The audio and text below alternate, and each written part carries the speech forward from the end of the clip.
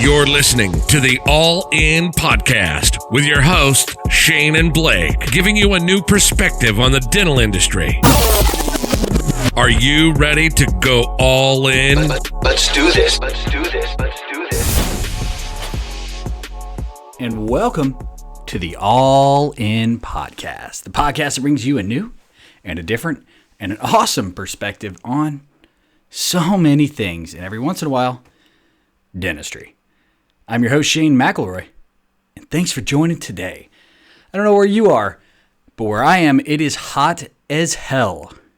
And today, because it's so hot, I've got a hot take on something. Now, I'm going to give you, this should be a shorter episode unless I ramble on, which is very, very likely. But I wanted to address some things that can apply to a dental practice. It can apply really any business, any customer service situation, any salesperson, really anybody in the organization, even internally inside your own organization, whether that be dentistry, whether that be any business. Now, what is this?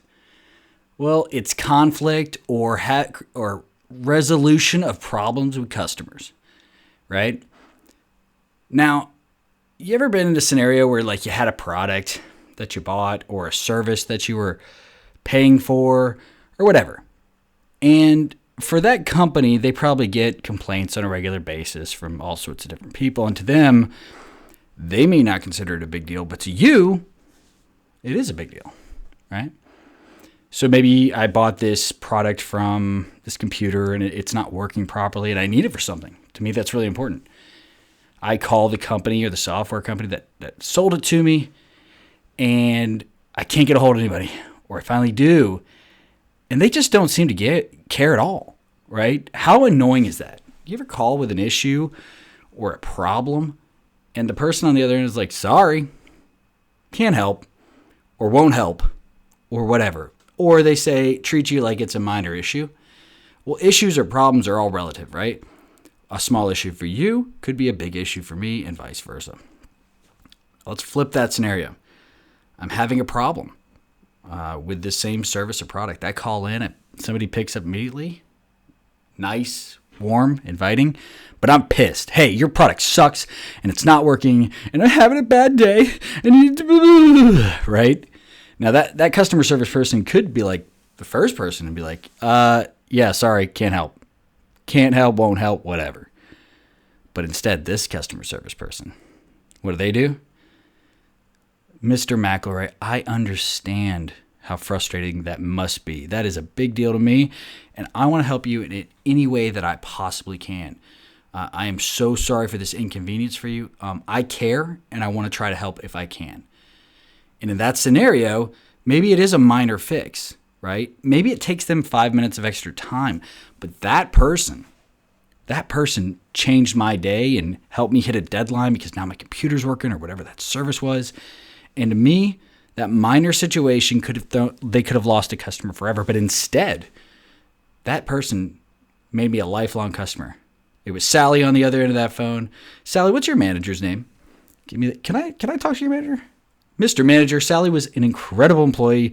I'm so happy. You guys train him well.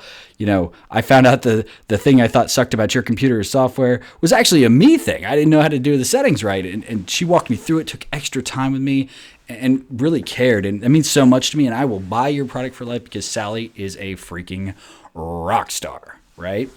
Well, Sally is a rock star, by the way. But Sally did something different than the first customer service person. As opposed to running away from a problem, which I think early in my career I would tend to do, and I think a lot of people do. When a problem happened with a product or service, customer was angry or whatever, a lot of times what we do in life is try to avoid the problem, ignore the problem, and hope and pray that problem goes away. It rarely does. And especially when you are a customer of a product, if the company or the salesperson or the client or whatever that you purchased that from seems to be delaying and it's annoying you, you may not even say it to them, but you've already started looking for another solution, right? The longer you delay issues, hoping is not a strategy. Hoping means you have no control and you're hoping for the best outcome. Taking control of a situation, though, is very important. So when it comes to conflict or creating resolutions or solutions for clients who are unhappy or there is a misunderstanding or something, it is better to attack it early and hard than ignore it and hope it goes away, because it almost never does. And sometimes it does, but that's because the client's taking their business somewhere else, and that's a big freaking issue. So how do you approach this? Why do this? Well, I'll give you some examples throughout my career. Many happened years ago of how I do this, right? Now, I'm first going to tell you about a story about how I didn't do this and what happened. So this happened early on in my career. I had two competing specialists that didn't like each other very much in a certain market. And the first person who bought product from me, it was just early on in my sales career, this person bought, a relatively small amount. This is relatively, right? Compared to like what you would consider an amazing client. But it was early on. I'll take what I can get, especially from a specialist at that time. And I spent more on that clinician and education that year for their referrals than they actually spent on product from me, which is not good, right? Theoretically, that was an investment, but that's not good. Well, eventually, they had competition. By the way, before I ever got this first specialist business, they were both using the same other company, right? The other brand. And I got this other person's business too, right? But this person spent more in a month than that person spent in a year. Now, here's the deal, as I still gave them both like A+ level customer service. But what happened was there was an event that came up, an education event, and specialists would invite referrals to it. It was open to everybody. It wasn't like it was a private event. And the first specialist who spent less money and maybe didn't drive the business my way after all my efforts, got there and saw, oh my goodness, some of their referrals were there. But they came with that other specialist, which had nothing to do with me. Now, I ignored it then. I'm like, man, I should probably, go head this off and talk to specialist number one and say, hey, here's the scenario. The person you don't like, your competition invited some other people, and I just want to give you a heads up. They were already referring. Now they use my system too, but I didn't go to them or talk to them at all. Like, I should have approached it. I should have attacked it, but I was afraid. I was afraid of the reaction from that first specialist being upset with me and mad, and the possibility of losing that business, right? And I was like, you know what? Maybe it'll just die down. Maybe it'll just go away, right? Maybe it'll just go away. It did not go away, shockingly enough. A couple weeks later, I was stopping by like you usually do. Hey, everybody in office. There was, was very close with all of them. And this is the first specialist who turned out was really upset at me specifically. Now, if I had maybe headed this off, we wouldn't have gotten to this point. But I had known this person really well. We had a really good relationship, I thought. Maybe if I paid more attention, I would have known better. But they were very upset with me. In fact, they actually, I actually explained the whole situation. They go, well, I think you're a liar. They call me a liar.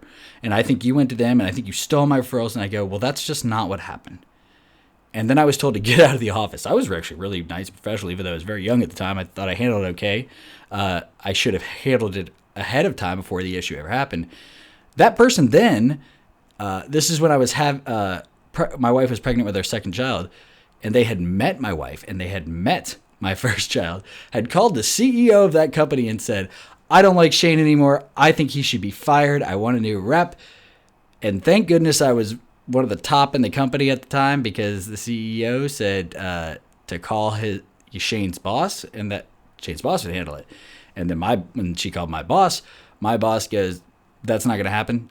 You don't have to buy from us if you want, but Shane is your rep if you're gonna buy product from us.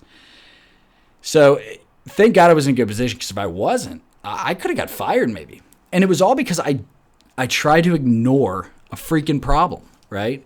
Because it was uncomfortable to talk about, because there might be a conflict. So I ran away from the scenario. Lesson learned, right? Lesson learned. Happened to continue growing the other specialist business and dominated that area, and that worked. But the ideal solution would have headed it off and had both of their practices cranking and partnering with me at the same time. And that definitely could have happened if I had attacked the problem, but I did not. So that's the story of how I screwed it up. Now, there's been a number of other scenarios where it's pretty easy to figure out what to do. Number one, what you do in these situations, if a customer has an issue, they call in, they leave you a text message, a voicemail, maybe it's later in the evening or whatever. If you can respond, do respond. Do not be defensive. This is a mistake I see all the time. When somebody complains about something or whatever, many times that person becomes the one receiving the complaint becomes defensive. Well, yeah, but I didn't do that, right? Or they blame somebody at their company. Oh my God, that's a terrible thing.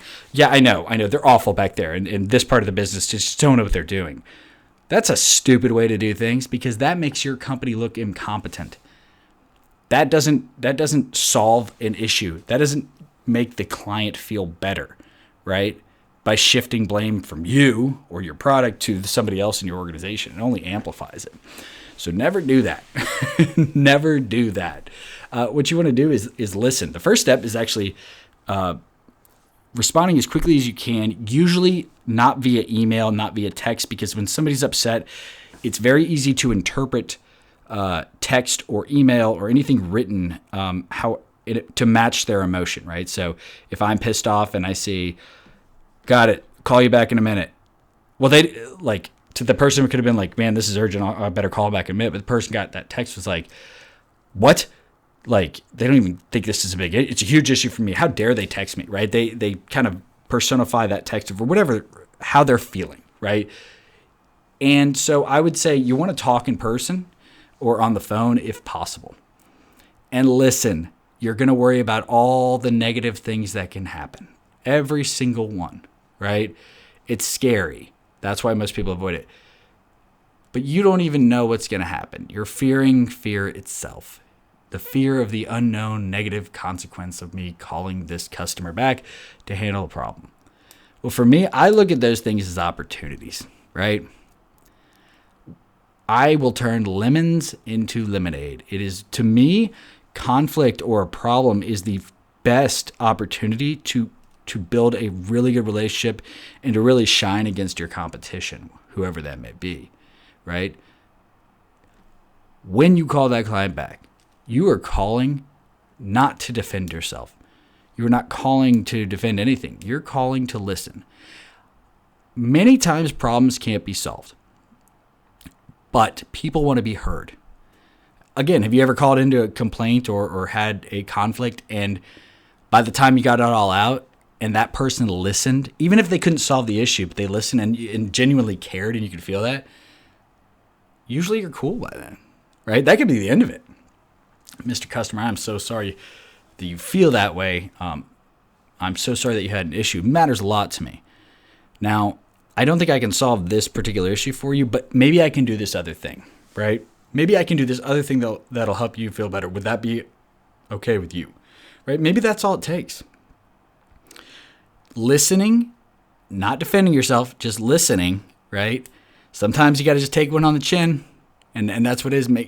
Maybe not your fault, but sometimes it's better if you take that hit for the team, right? And get it out of the way quick, right? So you call the client, you listen, you reply back, you take notes. You say, okay, so you're upset about X, Y, and Z. Is that correct? Yes. So can I address each one? Is that okay with you? Ask permission then. Can I address these right now? Absolutely you can. Okay, thank you for letting me address them. Because sometimes they might want to vent, and venting is just I'm just bitching about something, right? I just got to get it out. A complaint is something that's looking for a resolution or a solution, right? It's a little bit different. So when you're talking to the client, now they've given you permission to address the things that you took notes. By taking notes and repeating back what they said, it shows that you listened, right? Okay, Doc, you said that this particular referral said X, Y, and Z. That yeah. Okay. I actually have notes from that meeting. Can you give me 2 seconds so I can pull them up? Sure. Here's what was said in the meeting. Blah, blah, blah, blah, blah, blah. So, you know what? In this statement right here, I could see how that phrase that I said could be misconstrued as this, and that might be the issue that happened. And I am so sorry. Oh, well, that's not, man, I kind of thought it was more direct than that, or you told them just do the wrong thing. No, but you know what? If I didn't clarify so they weren't able to restore that implant properly or whatever, that's on me. That's a me problem, and I am so sorry. It will never happen again, right? That's on me. You know what? As the doctor's now saying, you know what? That referral, they're not that good anyways. They always end up having issues, and man, you know what? Don't even worry about it. Problem solved. But if I ignored that problem, it would have been a bigger issue. And in their head, it was something that I did maliciously or didn't do right or whatever, right? But by just discussing it, getting all the data out there, they have all more information now, right? They feel better by the end of the call. Hey, you know what? Thanks for calling me and taking me through this right away. Man, I'm sorry I got so upset. I apologize. Now they have a little bit of guilt for taking it out on you.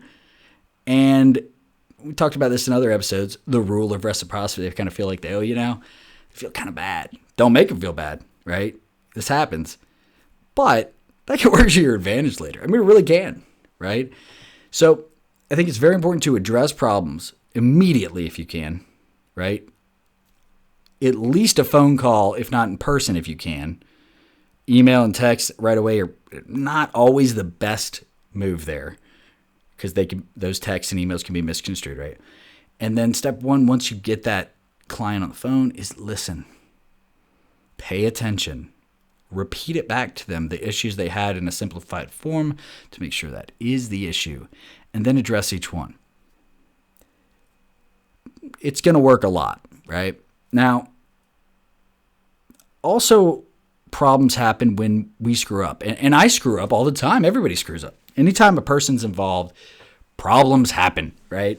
We have a bad day. We miss something. We forget something. I didn't overnight that order like I was supposed to. Oh, no. Oops.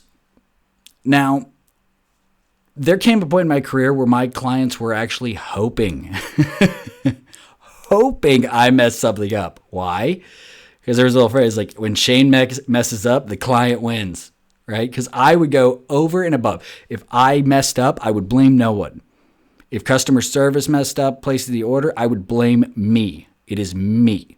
Because I could have tracked that the whole way through. I could have done this, right? Shifting the blame doesn't help anybody. I messed up. Now, if you're a manager and one of your employees has created an issue, it's still you who messed up because, well, they're on your team. It's you. I am sorry. Even though I wasn't directly involved, it's still my fault. It's my problem that I created, right? Taking ownership, admitting to an issue is an important step if you're going to create a solution for it. Now, Dr. So-and-so, I screwed up bad. This is on me. The order didn't get there in time.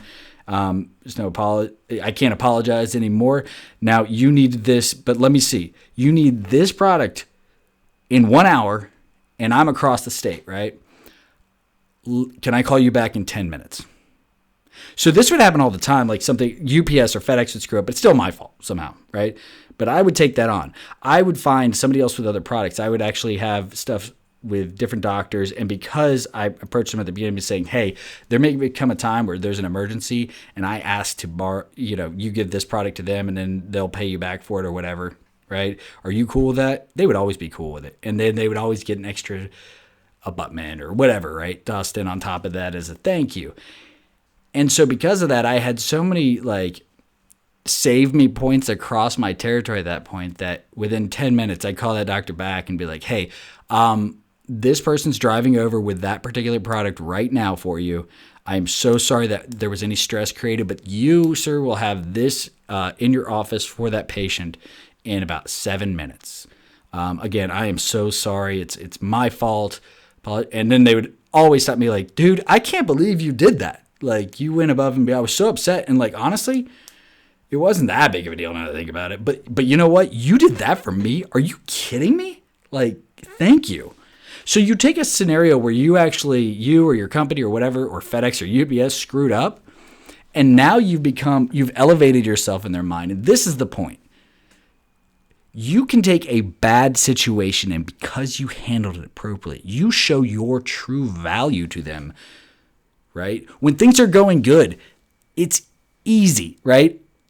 Everything's easy when things are going good. And the people you work with, you might have a good relationship, but when you really find out, right, how good somebody works with you, or how good a friend is, when shit hits the fan, when things are not going well, is that friend still there for you? That's how you know they're a true friend. That's how you know you're a badass at your job, is when shit hits the fan, that you're going to find solutions. You're going to make their life better. You're going to make their business better because they worked with you, even if you screwed up, right? That's incredibly important, because so many people will run away from an issue, or just say, well, that's too hard to fix it, or they're just not creative enough to find a solution quickly. Be the opposite of that. Be the one who finds solutions, problem solves, troubleshoots, very quickly and efficiently, and communicates that properly to the client. It's really important to do that. So I encourage all of you, as opposed to running away from a problem, right? I'll give you one more story before I wrap this up, right? All right, so there's a scenario that happened where a client ordered a specific surgical unit, right? But what they didn't have is part of the unit to make it work. That was on back order. And you didn't know that, right? This happened a while back. And it's a big client. And they needed it tomorrow morning because their other thing broke. And, this is Friday at 5 p.m. Got it out the door, right? Got it out the door. Surgery's the next morning. Monday morning. And then I get a call at 5:30 p.m. from my company internally saying, hey, this whole surgical unit out, but the last piece that they have to do that procedure is on back order. But it'll be there in 2 days, no big deal, right? I'm like, actually it is.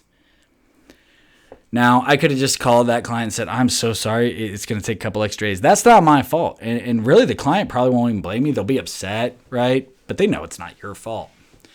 But instead of doing that, before I called the client, this was a product that was not proprietary. It was distributed through a number of companies. I actually called the competition. I called a rep from a competing company and said, hey, do you have this SKU, whatever that SKU is, that part in inventory? And could you get it out the door for Monday morning AM shipment? Because I was cool with that rep and I had helped them out, even in a comedic situation, they did. And I said, okay, when's the latest I can get this info to get that order out the door? And they said 6 p.m. I was like, awesome. Called the client back. Got like 15 minutes left. Get the client on the phone. Said, Dr. So-and-so, I got some bad news. Oh my God, what? Here's the deal. This particular thing will get there on time, but the other part that you needed to do this procedure won't be there on time. Well, I can't do my case, and I understand that, sir. So here's what I did, and I hope you don't mind me taking the liberty of doing this, but I called my competition. And so I canceled the order for that part because I know you needed money on a huge procedure. And although I won't be making any money from it, I don't care because you need it for your patient. I'm here to provide value for you. And since I can't provide that part for another day and a half, they can. Can I give them permission to go ahead and get that out the door for you right now? Yeah, you did that for me? Yeah, I'm sorry about that. I just didn't want to come to you with and say you're SOL, right? I wanted to come back with a solution for you. And as opposed to them being mad at me, which I knew they wouldn't be for finding a solution, they go, I can't believe you gave up money so that I could make money. I go, well, yeah. I go, it was the right thing to do. It's in your best interest. And I try to pretend that I'm you in this situation. What would I want somebody to do for me? And because of that, I had such trust built up with people. They knew that if they asked me a question, I would tell them the truth. They knew if I created a problem, I would create a solution for that problem to make up for it and then some. And that I actually cared and thought about them and their perspective and their business. So take lemons, bad situations, and turn it into something sweet, lemonade with extra sugar to make it real good, because that's how you know it's good. But next time you have conflict or a problem, just try it. Try instead of what many of you may do, and that is ignore that issue and hope it gets better, or blame somebody else in your company or this or that, and take charge of the situation. Attack the problem. Do not be defensive if you're being berated a little bit. Take it on the chin, listen, take notes, reply back. This is the issue. If I can solve this issue, we're good. Awesome. All right. And then give them a time frame, tell them what you're going to do, and then do it. Number one, most important thing when you say you're going to do something, make sure that you actually do it. And then finally, just be proactive. Never call a customer and say, sorry. If there is another solution out there, even if it may in the short term negatively impact you, if it's positive for your client in the long run, it's going to pay off in spades, right? Short-term thinking rarely ever works, right? You want a long-term mindset, and you want to put yourself in your customer's shoes. How would I want to be treated, and treat them such? So I hope that helps somebody out there. Hopefully, if you try this out, it works for you. It doesn't work for you, right? Let me know. You can DM me on Instagram at implantmba or at all_in_podcast. Either one, DM me. Maybe you have a conflict or you're looking for help in problem solving something. DM me. I'll give you my advice. May not be good advice, but I'll give it to you. But I really appreciate y'all tuning in, and we'll catch you on the next episode of the All In Podcast. Thanks for listening to the All In Podcast. See you next time.